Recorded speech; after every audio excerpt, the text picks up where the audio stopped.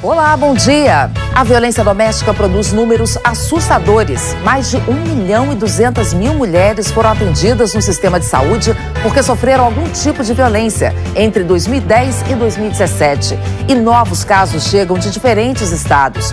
Uma mulher morreu depois de ser esfaqueada pelo marido de quem estava se separando no sul fluminense. A polícia de Minas investiga essa agressão covarde durante uma discussão no bar. O maior terremoto em décadas deixou mortos e desaparecidos na Albânia. Tremores secundários estão sendo registrados em outros países da Europa. Moradores da cidade mineira de Congonhas foram para as ruas no meio da noite após sentirem um tremor de terra. Líderes da Câmara e do Senado se reúnem agora de manhã em busca de uma proposta única para permitir a prisão após condenação em segunda instância. A arrecadação das loterias aumentou mais de 20% este ano. E a gente explica por que o brasileiro decidiu apostar na sorte. Hoje é terça-feira, 26 de novembro. Bom Dia Brasil está começando.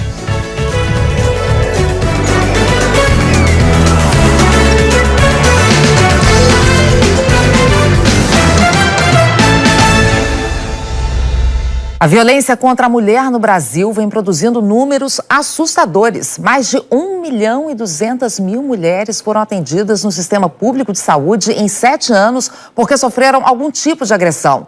Vamos ver na reportagem da Mônica Teixeira. O tempo passou e levou o medo embora. Hoje, Fabiola encara a câmera para contar as agressões que sofreu. Começaram na época do namoro. Levei um tapa na cara por não responder algo que ele me perguntou, o que ele queria ouvir. E pioraram depois que ela decidiu morar com o ex-companheiro. A agressão já estava acontecendo e eu não sabia que aquilo era agressão.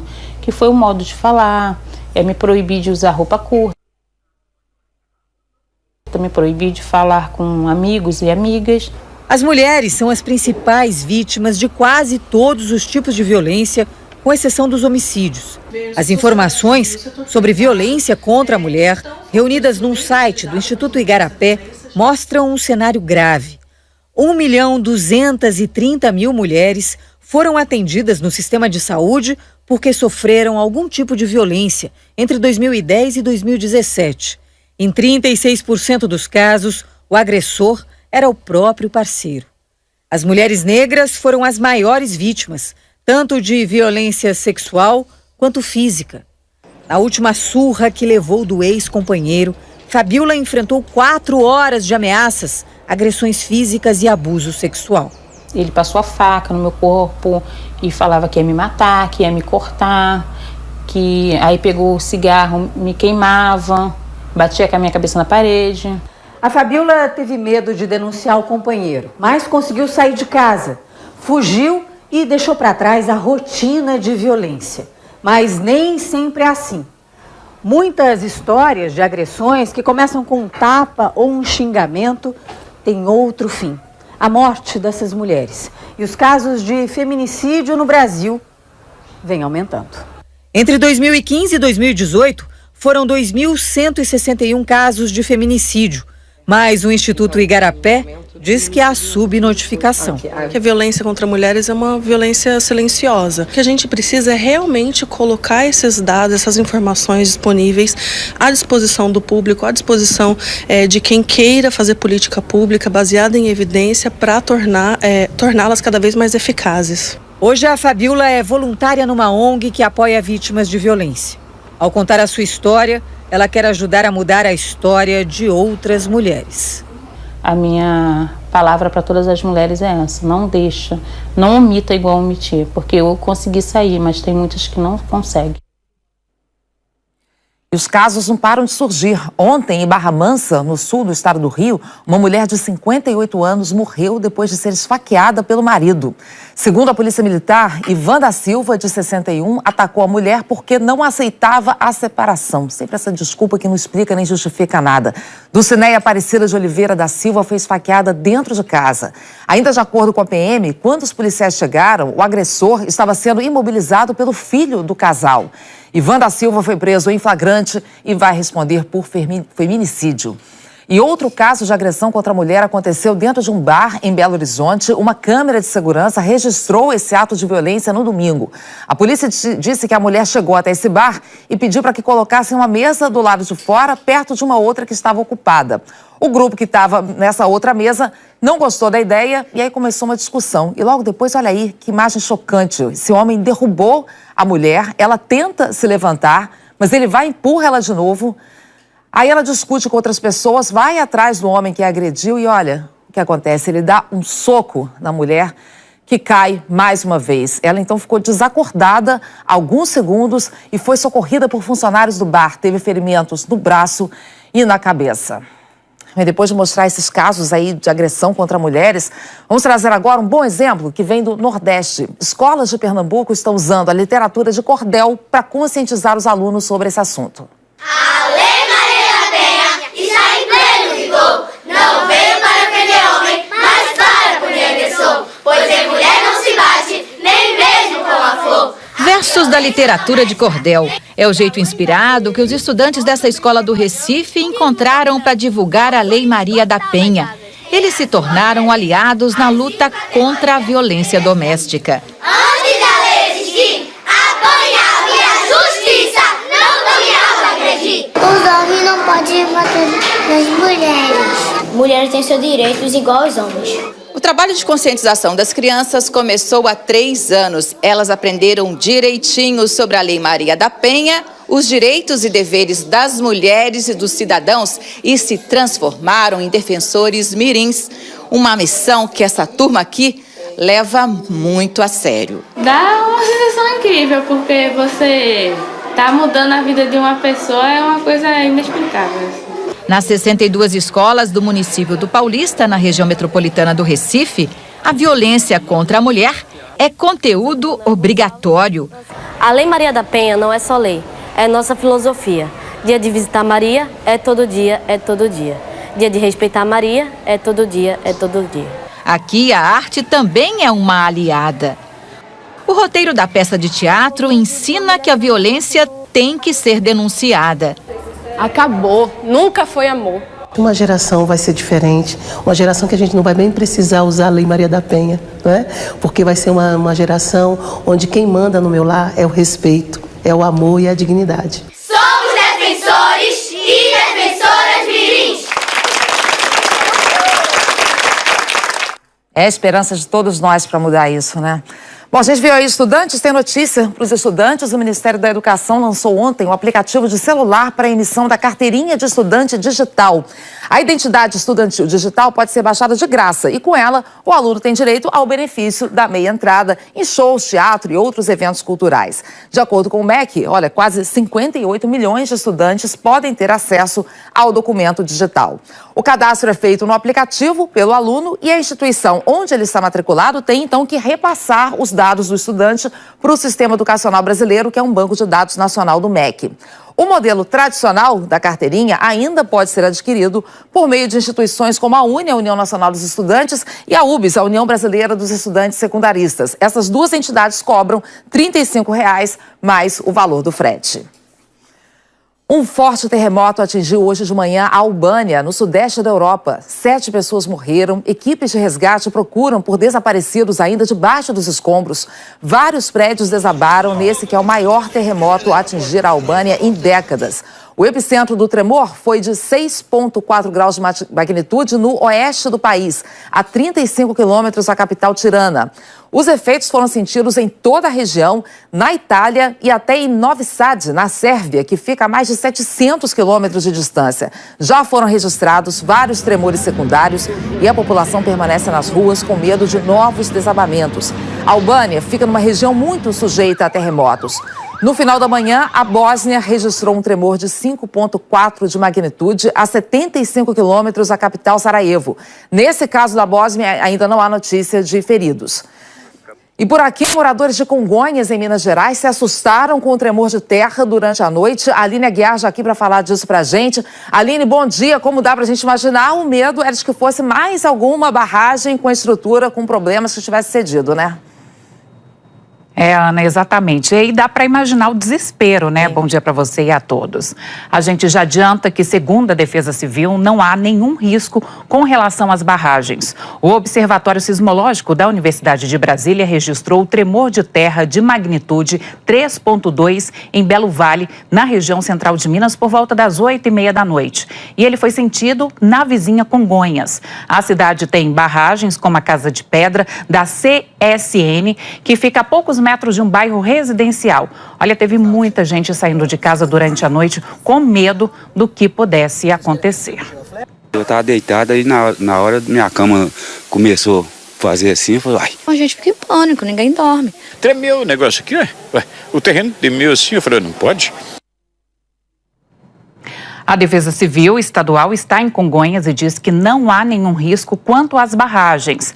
A CSN Mineração informou que o tremor não causou nenhum dano na estrutura da barragem Casa de Pedra. E a Vale declarou que não observou até agora nenhuma alteração nas estruturas da empresa na cidade. Ana. Menos mal, mas dá para entender, né, Aline? Difícil ficar tranquilo nessa situação depois de tudo que os moradores aí de Minas já viveram, de tragédias. Obrigada, viu? Até mais. Vamos agora saber de previsão do tempo com a Sabina Simonato. Sabina, bom dia. Hoje tem vários alertas de temporais pelo país.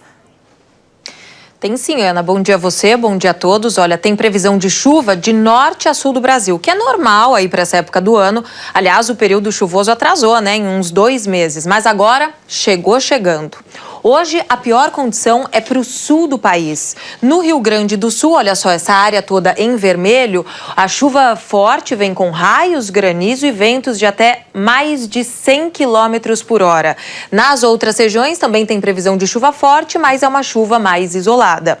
Em Porto Alegre, hoje os ventos podem chegar aos 80 km por hora. Mesma situação de Florianópolis. Em Curitiba, as rajadas devem atingir os 70 km por hora.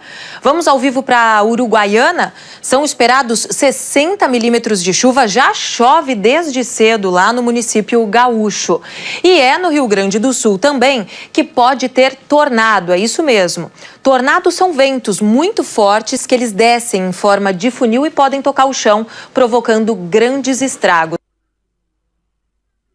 Viu, Ana? Mais alerta para algum lugar, Sabina, de onde pode chover forte também? Tem sim, Ana, no nordeste do país por conta de uma frente fria. Ontem a gente falou dela aqui no Bom Dia Brasil. Ela está estacionada, parada ali na Bahia, provocando chuva por lá desde ontem. Em Salvador, o dia amanheceu com muitas nuvens, quase não dá para enxergar nada aí na sua tela, mas não é problema da televisão não, viu? É que de fato está encoberto. Hoje a máxima não passa dos 26. Esse aí é o bairro da Calçada. E a chuva também se espalha pelo Piauí, sul do Maranhão, Tocantins e toda essa faixa aqui do centro-oeste. São pancadas isoladas, mas que podem ser fortes. Quer saber de tempo firme? Olha, calor e nada de chuva do centro-leste de São Paulo até o interior de Minas Gerais e aqui nessa faixa do litoral nordestino. Em Recife, a máxima hoje chega aos 32 graus. Nós temos imagens ao vivo de lá. Algumas nuvens, mas não deve ter chuva por lá, viu? A mesma temperatura para João Pessoa, São Luís, Palmas e Rio de Janeiro. 33 graus em Rio Branco e Campo Grande também aqui. 24 em Curitiba e aqui para São Paulo 30. Sem chuva, mas só por hoje. Dá uma olhada. A semana vai ser assim, ó, marcada pelos temporais. Tem uma baixa pressão no sul do país que ela vai dar origem a uma frente fria que avança por São Paulo e traz chuva para cá já a partir de amanhã, viu? A chuva também engrossa em Brasília, dá uma olhada, 25 milímetros para amanhã. Aqui na capital paulista já tem chuva amanhã, mas o pior vem na quinta-feira, assim como no em Belo Horizonte, aliás. Amanhã tem previsão de temporais em todas essas regiões e a gente atualiza tudo com vocês no Bom Dia Brasil. Ana, até amanhã. É isso, até amanhã então, Sabina, obrigada. E no estado americano da Califórnia, um incêndio florestal ameaça dezenas de casas. Esse fogo começou ontem à noite num parque florestal e desceu pelas montanhas até chegar a estradas perto do litoral, numa região muito povoada no condado de Santa Bárbara, fica perto de Los Angeles. Ventos de até 80 km por hora alimentam as chamas e dificultam o trabalho dos bombeiros. Metade do lixo gerado nas áreas urbanas do Brasil é orgânico. E desse total, menos de 1% é reciclado, deixando de ir para os aterros sanitários. Mas em São Paulo, a compostagem do lixo orgânico vem crescendo. Então vamos para lá falar com o Rodrigo Bocardi. Bom dia, Rodrigo. Isso está sendo feito até em escolas e em praças públicas. Muito bacana, né? Ana, um bom dia para você, bom dia a todos. Iniciativas pequenas, né, mas que servem de exemplo. Um grupo de voluntários se reúne aos domingos para cuidar de composteiras. Alunos de ensino fundamental separam os resíduos e produzem adubo dentro da escola. É o que vamos ver na reportagem da Ana Paula Campos. Poderia até ser uma confraternização de amigos no fim de semana. É claro que eles curtem o encontro. Mas para esse grupo de voluntários, domingo é dia de alimentar a composteira que fica nessa praça, na zona oeste de São Paulo. Todo o lixo orgânico acumulado durante a semana é pesado. E depois despejado dentro dessa montanha formada por resíduos e restos de jardinagem. Mais de 200 quilos de lixo que deixaram de ir para aterros sanitários. Resultado de uma mudança de comportamento dentro de casa. A gente separa o orgânico, então fruta, legume, casca, café, arroz, e vai enchendo bem. Encheu uma, fechou e fica lá guardada. E vai enchendo outra. E aí no domingo a gente traz. O grupo mantém 9 composteiras comunitárias como essa em praças da capital paulista para transformar lixo em adubo. A comida que vai para o aterro, ela gera gás metano, que é importante, gás do efeito estufa, né? A gente acha que a gente está contribuindo, fazendo uma ação mitigadora para as mudanças climáticas. Metade do lixo produzido nas áreas urbanas aqui no Brasil é orgânico, mas menos da metade desses resíduos são reciclados através da compostagem. Conscientizar as novas gerações pode ajudar a mudar esse número. É o que está sendo feito aqui nessa escola em São Paulo.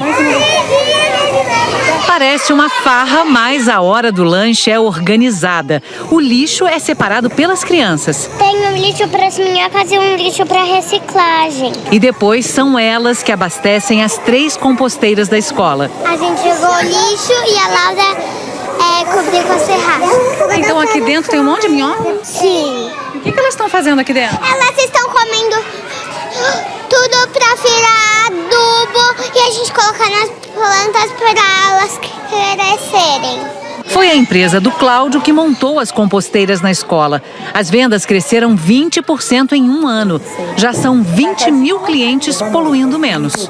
Então juntos estamos compostando 40 toneladas por dia de resíduos orgânicos. Então esse trabalho que a gente faz de divulgação, de conscientização, é para mostrar que qualquer pessoa pode fazer compostagem em casa, mesmo aquela que mora em apartamento. O modelo mais vendido é esse, que ocupa pouco espaço no quintal da casa do Felipe e da Lilian. Os restos da cozinha viram alimento das minhocas. É impressionante porque a minhoca consome todo o lixo orgânico, né? Então é uma maravilha, porque a gente só coloca para fora o lixo reciclado e o lixo limpinho. E no fim das contas, o jardim ainda fica mais bonito. Toda semana a gente tem o churume que chama, que a gente joga nas plantas e elas ficam felizes, a gente percebe. Sensação de estar integrado com a natureza, né? De você estar devolvendo para a terra o que é da terra mesmo, né? Fica bem mais agradável, muito bacana. Tomara que esse tipo de iniciativa pegue cada vez mais, porque a gente precisa, não é, Ana? E a dificuldade que a gente tem de entrevistar as crianças, quando a gente encontra uma que fala com aquela fofura toda, é uma delícia, né? Melhor ainda, né, Rodrigo? Agora, realmente, uma iniciativa muito simples, né? Que falta todo mundo criar o hábito de fazer, claro. Porque não é difícil. Muito bacana. Até já, viu? Até já. A gente volta a seguir. Um esquema de desvio de dinheiro da merenda é alvo de uma operação em dezenas de cidades paulistas. Numa reunião agora de manhã, os presidentes da Câmara e do Senado vão buscar uma proposta única sobre a prisão após condenação em segunda instância. A ONU faz um novo apelo contra o aquecimento global. Só o Acordo de Paris não será suficiente para evitar mudanças devastadoras no clima. A gente volta já? Agora são 8h18, horário de Brasília. A Polícia Federal faz agora de manhã uma operação para prender suspeitos de fraudar a merenda em várias cidades de São Paulo. Olha, tem funcionários públicos, empresários envolvidos em pelo menos 27 cidades, Rodrigo. Revoltante, né? Olha, Ana, e os números podem ser maiores, viu? Lamentavelmente, as fraudes podem ter atingido aí até 50 cidades. A gente vai falar com a Isabela Leite, ela está na sede da Polícia Federal e tem mais informações pra gente. Bom dia.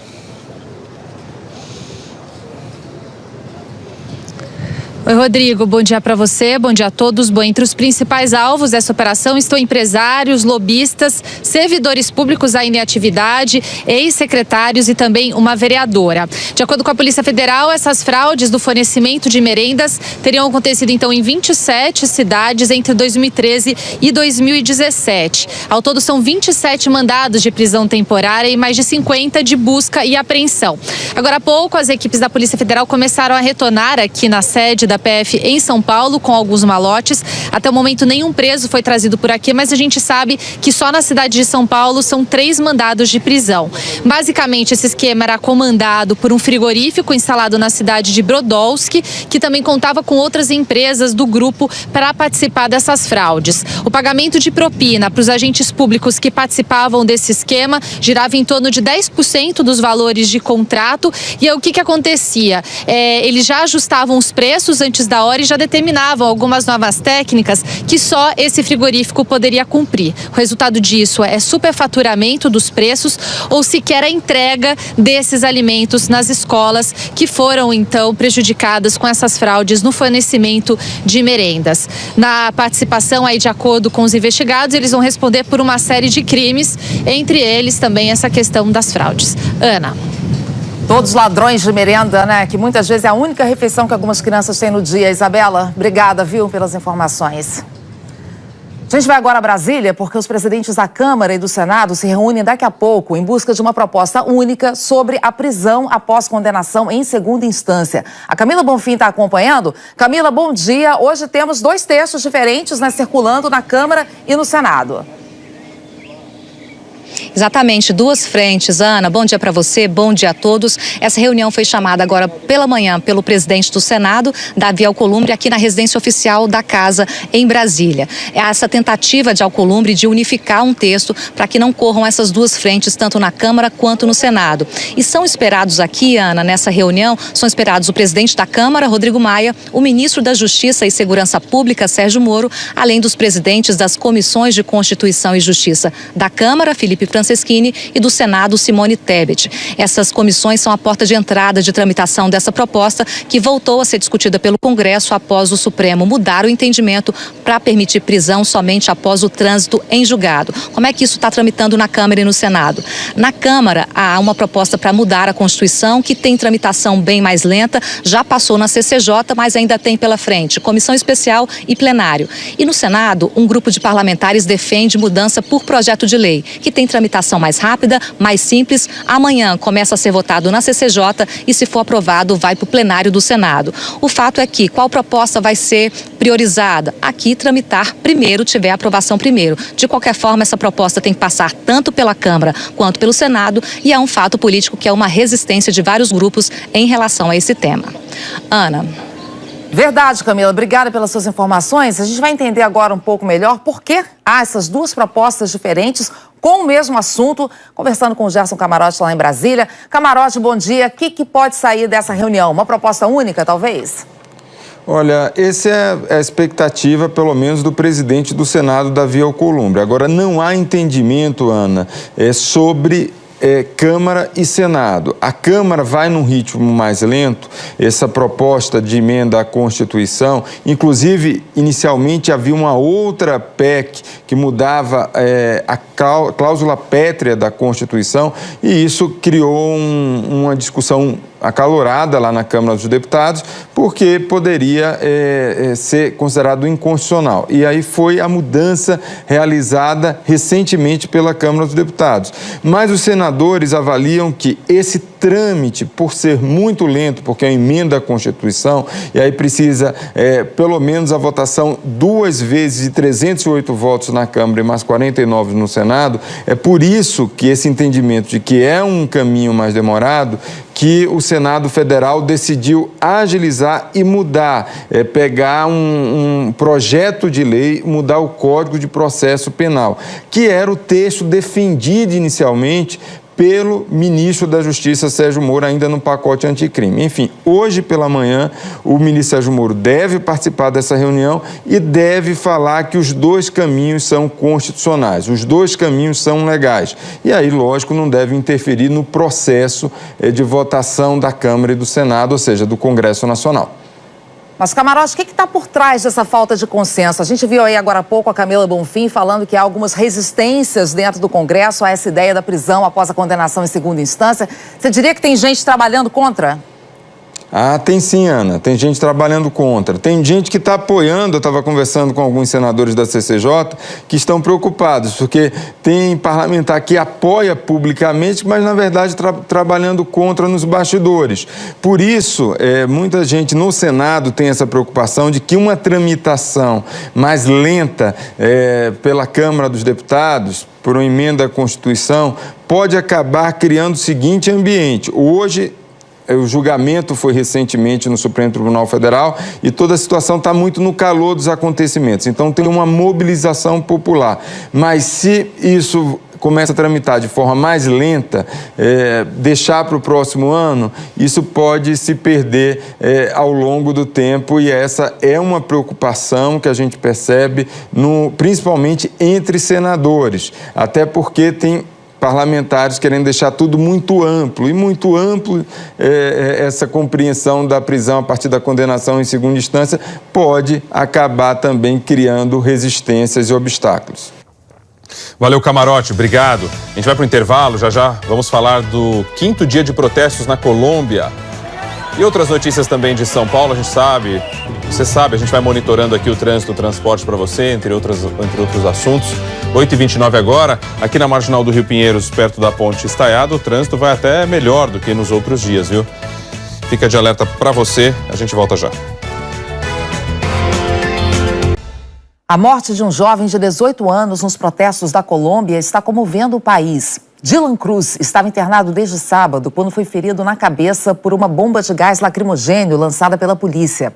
Esse rapaz é a primeira vítima da repressão policial aos protestos que começaram na última quinta-feira. Outras 3 pessoas morreram, mas em episódios isolados de roubo durante as manifestações. Ontem, os colombianos voltaram às ruas pelo 5º dia seguido contra a flexibilização de leis trabalhistas e a reforma do sistema de aposentadoria. E há mais protestos marcados para hoje. O presidente Iván Duque lançou o que chamou de Grande Debate Nacional. Ele lamentou a morte de Dylan e vai se reunir hoje com os líderes dos sindicatos que convocaram os protestos na semana passada. E a ONU divulgou hoje um relatório mostrando que as metas dos governos devem ser muito mais ambiciosas para evitar que o aquecimento do planeta chegue a um nível insustentável. Rodrigo Carvalho fala disso pra gente. Rodrigo, bom dia. Esse novo documento aí dos cientistas veio em forma de alerta. Isso, Ana. Bom dia para você, para todo mundo. Ontem a gente mostrou aqui no Bom Dia que as emissões de gases que agravam o efeito estufa bateram recorde ano passado. O relatório de hoje compara os esforços atuais para diminuir essas emissões com as reduções realmente necessárias para combater o aquecimento global. E a notícia não é boa. Mesmo que todos os países honrem os compromissos assumidos no Acordo de Paris em 2015, a temperatura média do planeta vai subir 3,2 graus até o fim do século. E isso vai ter grandes impactos climáticos, como a elevação do nível dos oceanos e secas prolongadas. Segundo a ONU, é necessária uma redução anual das emissões de 7,6% até 2030 para que a temperatura não suba mais que 1,5 graus. Dessa forma, o clima da Terra ainda seria acolhedor para o ser humano e outras espécies. Valeu, Rodrigo. A gente vai dar uma atualizada na previsão do tempo com a Sabina Simonato, para quem está em São Paulo. Sabina. Pois é, Rodrigo, o dia começou com muitas nuvens e o sol vem, viu? Acredite. Vai fazer calor não só na região metropolitana, mas também no centro-leste paulista, toda essa área em amarelo no mapa. Na outra parte, onde você vê em verde, aí pode chover de forma isolada, mas à tarde. E olha, com o sol forte, brilhando, e a temperatura sobe rápido na capital. Hoje a gente deve chegar aos 30 graus, tá bom? De máxima. Vamos dar uma olhadinha no céu de São Paulo? Ainda tem um pouquinho de nuvem pelo que eu estava vendo, mas o sol vai aparecer sim, viu? Essa nuvem é por causa da infiltração de umidade vinda do mar. Daqui a pouquinho esse vento muda de direção, sopra do interior para cá e não tem mais formação de nuvens, o vento vem mais seco. E amanhã, esse tempo firme Aí acaba, Rodrigo, porque tem a chegada de uma frente fria. Você vê aí que ela traz chuva para todo o estado. Quanto mais rosa, mais chuva. As pancadas, atenção para você, elas vêm a partir da tarde, tá? Mas ainda assim, mesmo com as pancadas de chuva, amanhã ainda faz bastante calor. Dá uma olhadinha aqui comigo, olha. Mesmo. 33, mais quente do que hoje, mas podemos ter pancadas aí de 30 milímetros. Na quinta e na sexta, aí cai bastante, 23 e 21 graus. Chega a fazer um friozinho aqui para São Paulo. Na sexta-feira. É isso aí. Valeu, obrigado. Bom dia para você, viu? Um comerciante foi assassinado com 4 tiros na zona norte da capital. José Vinícius de Souza, de 29 anos, estava entrando no carro quando foi baleado 4 vezes por uma pessoa na moto. Ele morreu na hora e nada foi levado. O crime foi por volta das 9h30 da noite de ontem. O carro em que o comerciante entrava, com placas do Rio de Janeiro, não está no nome dele, mas a documentação está em dia. Vinícius era sócio desta lanchonete, que fica na esquina da rua Capitão Antônio Azevedo e Avenida Itaberaba. As pessoas que estavam perto do bar disseram à polícia que não escutaram nenhuma discussão antes dos tiros. Glória Vanik comigo, vai atualizar o trânsito e o transporte, 8h37. Rodrigo, teve uma mulher que morreu atropelada num ponto de ônibus na rodovia Regis Bittencourt, isso em Embu das Artes. O motorista perdeu o controle da carreta, a gente está vendo imagens aí, atropelou a mulher que esperava um ônibus no quilômetro 283 da Regis. Isso foi no fim da tarde de ontem. O acostamento ficou interditado e o congestionamento chegou a 5 quilômetros. Situação agora. Vamos falar da Marginal do Rio Pinheiros, porque você até apontou agora há pouco, né?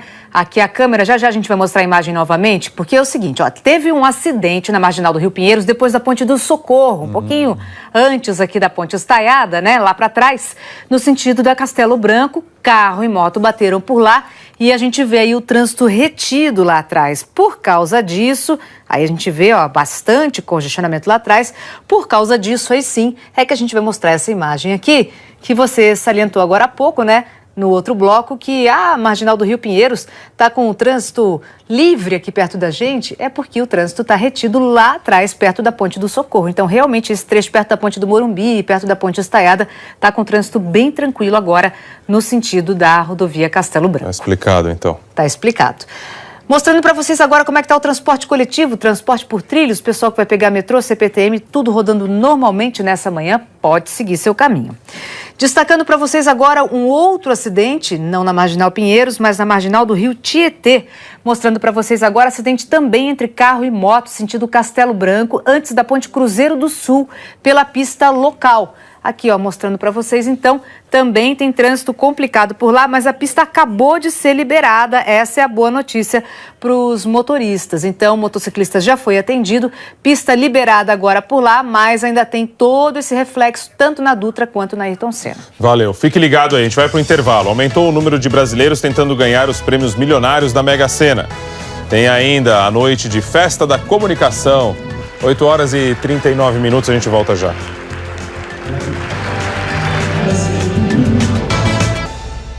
Os prêmios milionários da Mega Sena têm levado um número maior de brasileiros a tentar a sorte. Tá difícil acertar esses números mágicos e o resultado tem sido prêmios cada vez mais tentadores. Fábio William fala disso com a gente lá de Brasília. Quem é que resiste a uma mega acumulada, né, Fábio? Bom dia. Pois é, irresistível, né, Ana? Bom dia para você, bom dia para todo mundo ligado ao Bom Dia Brasil. Como esperança, né, a última que morre, a arrecadação com as loterias aumentou mais de 20% este ano. E quanto mais o prêmio acumula, mais gente decide tentar a sorte. Falar nisso, amanhã é dia de Mega Sena acumulada. Acumulou de novo. O prêmio da Mega Sena que será sorteado amanhã deve pagar 38 milhões de reais a um ou mais sortudos. O movimento nas lotéricas de todo o país aumentou. Quando o prêmio se tornar atrativo, a gente cria expectativa e vem jogar. Prêmio acumulado ou não, Neide não perde a esperança. Joga toda semana. Tentar, né? Algo melhor, porque todo mundo tá devendo aí, né? Aí o pessoal quer apostar, né? O número de apostas feitas este ano aumentou. A arrecadação com as loterias passou de 12 bilhões de reais até setembro.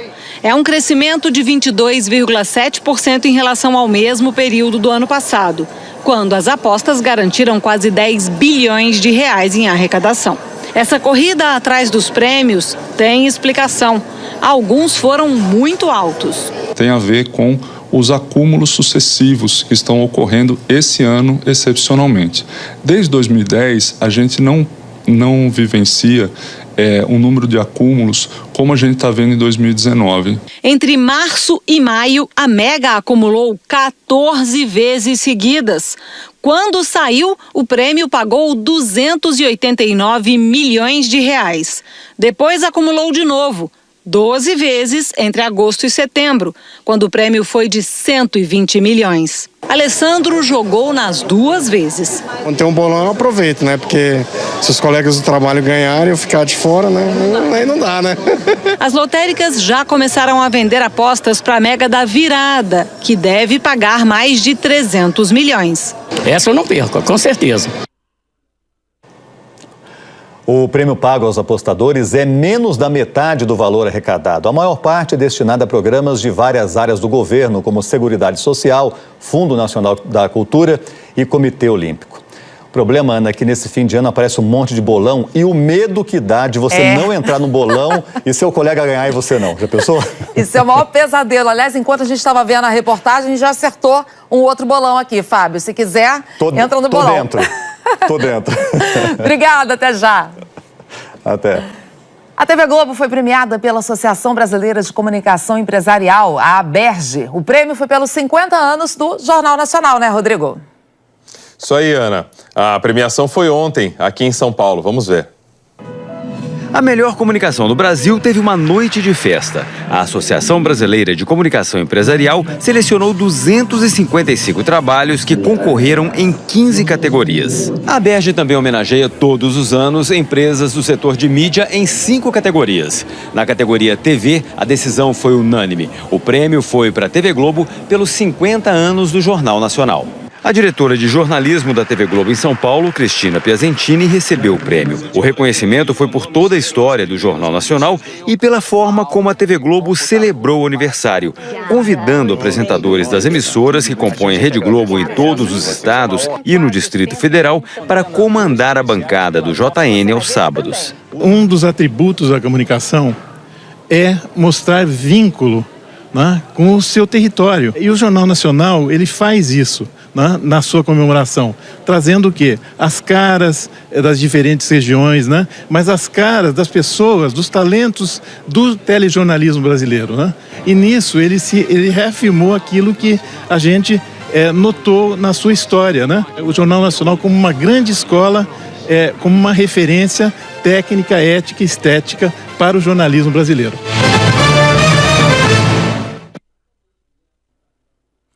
Depois do intervalo, criminosos invadem um fórum na Paraíba para roubar armas. Uma operação prende brigadistas no Pará, suspeitos de botar fogo em áreas de proteção ambiental. Agora, 8h48, horário de Brasília. A Polícia Civil está fazendo uma operação para prender suspeitos de botar fogo numa área de proteção ambiental em Alter do Chão, Santarém, no Pará. 4 mandados de prisão preventiva foram cumpridos. Os suspeitos fazem parte da Brigada de Incêndio de Alter do Chão, que vem combatendo fogo. De acordo com a polícia, informações obtidas com autorização da Justiça mostraram que o grupo botou fogo de propósito para arrecadar dinheiro com o trabalho de combate às chamas. E bandidos invadiram um fórum na Paraíba e roubaram dezenas de armas no fim da noite de ontem. Na fuga, trocaram tiros com os policiais. O Felipe Valentim está ao vivo lá em Alagoa Grande. Conta os detalhes pra gente. Que história, Felipe? Bom dia.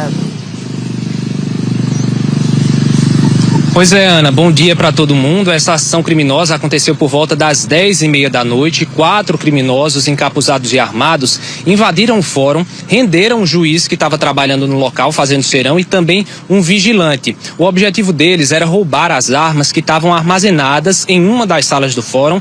São armas que estão envolvidas em processos de homicídios, roubos e tudo isso estava guardado aqui no fórum. Esses criminosos roubaram mais de 60 armas, prenderam o juiz e o vigilante dentro dentro de um banheiro e em seguida fugiram. Como o fórum fica bem perto do batalhão da Polícia Militar, os policiais seguiram aí na perseguição, houve troca de tiros, um dos bandidos acabou baleado e foi preso, ele está num hospital aqui da região e a polícia nesse momento está procurando os outros 3 bandidos que participaram dessa ação. Os policiais conseguiram recuperar 61 armas, coletes balísticos e também o carro utilizado durante essa ação. O detalhe é que o pessoal aqui do fórum já tinha solicitado ao Tribunal de Justiça a retirada dessas armas e estava aguardando essa visita para os próximos dias. A suspeita é que essa informação saiu aqui do fórum e acabou chegando no ouvido desses bandidos que decidiram agir nessa noite e, como eu disse, Ana, a polícia continua por aqui à procura desses outros 3 criminosos que participaram dessa ação. O juiz e o vigilante que estavam por aqui também só tentando se recuperar desse susto. Volto com você. Menos mal e muito a ser investigado nessa história, Felipe. Obrigada. Antes de encerrar, notícia rapidinha do Campeonato Brasileiro. O Fluminense venceu o CSA e respirou na briga contra o rebaixamento. Em Alagoas, o tricolor quase abriu o placar com Paulo Henrique Ganso, que acertou a trave. O CSA esteve ainda mais perto do gol. Marcos Felipe salvou a primeira e depois o Ricardo Bueno chutou na trave. O gol da vitória do Flu veio nessa cabeçada acrobática do colombiano Johnny Gonzalez. 1-0. O resultado deixou o CSA em situação complicada.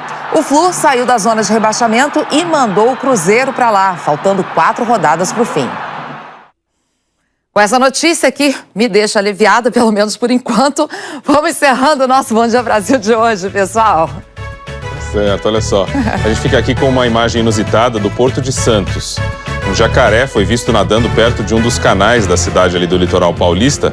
A guarda portuária foi acionada, mas a orientação da Polícia Militar Ambiental é para deixar o animal livre ali e para as pessoas se afastarem do bicho. Viu aí? Bom dia a todos. Até amanhã. Né? Não chegar perto. Olha, hoje o TSE, o Tribunal Superior Eleitoral, julga se permite ou não a criação de partido político por meio de assinatura eletrônica. Esse julgamento pode abrir caminho para o uso de novas tecnologias e beneficiar o novo partido do presidente Jair Bolsonaro, que quer o reconhecimento da assinatura por biometria. Uma ótima terça-feira para todo mundo. Aqui em BH, um ônibus invadiu a portaria de um prédio no início da manhã. Olha só a imagem. Por sorte, o ônibus não levava nenhum passageiro e só o motorista se feriu. Ele já foi socorrido pelo SAMU. O coletivo teria perdido os freios e o homem jogou o veículo no prédio para evitar que ele descesse a rua. Um bom dia para vocês. Uma grande rede de cinema aqui está sendo acusada de racismo institucional por ter tirado um filme de cartaz. Blue Story é sobre 2 amigos do sul de Londres que se veem numa briga entre gangues. No fim de semana, ficção e realidade se misturaram na cidade inglesa de Birmingham, onde teve briga com faca na porta de um cinema. 6 jovens foram presos e 7 policiais ficaram feridos. O diretor do filme disse que o filme não pode ser condenado pela confusão. Outra rede de cinemas também chegou a tirar o filme de cartaz, mas voltou atrás prometendo segurança reforçada nas salas. Boa terça-feira, pessoal. Até amanhã. Ok, Rodrigo. Bom, outras notícias, você sabe, a qualquer momento, logo mais no Jornal Hoje. Ana Maria Louro José, bom dia. O que temos agora no Mais Você? Bom dia, Ana Paula. Hoje a gente vai mostrar aqui histórias de gente que buscou uma outra profissão, que é um jeito de dar a volta por cima no desemprego. E eu também vou receber uma menina linda, uma atriz maravilhosa, talentosa, Isis Valverde. Vai ser bem legal. A Betina, da nova novela das 9, Amor de Mãe. E na culinária, para ir já preparando o final de ano, tem um arroz de forno divino. Nossa. É feito com copa lombo. É ideal mesmo para você fazer uma boa apresentação nas festas de final de ano. Tem valor, viu, Ana Paula? Muito bom, muito bom. Tem muito valor. Eu já almoçaria agora fácil essa hora. Obrigada, gente. Gente que acorda cedo, né? Bom programa aí para vocês de casa. Ótimo dia, ótima terça e até amanhã aqui no Bom Dia Brasil.